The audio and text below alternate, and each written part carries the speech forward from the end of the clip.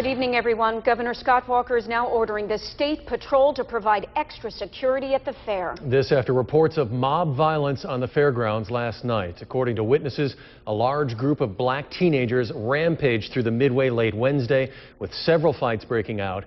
Police say the violence then continued outside the fairgrounds after closing, and there were several attacks that may have been racially motivated. Milwaukee Police Chief Ed Flynn will be holding a news conference on the incident at any moment, and when that happens, we will bring it to you live.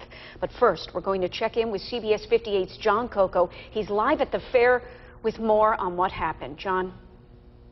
Michelle, I asked the state fair police chief how many people were involved in the melee here on the grounds. And he looked at me, and in a word, he said hundreds. Police sirens sounded. I was really shocked. Their lights flashing. West Allis neighborhoods around the state fairgrounds last night. It never was like that before. Sabrina Sokolik helps run a fair parking lot at her house and was coming home last night when the ruckus erupted. I just figured it kind of all came out of the park and it happened out here.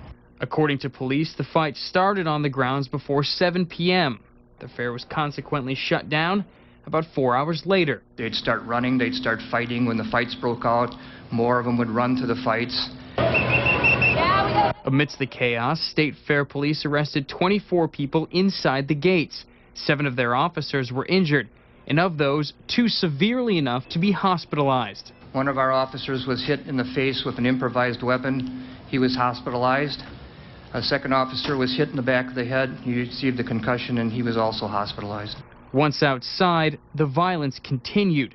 This bus driver suffered a head injury, prompting Milwaukee Transit to step up security today. It was like a swarm of bees coming out. Larry Brown lives just outside the fairgrounds. Police were all in the streets, cops on bicycles, everywhere. They're just all over.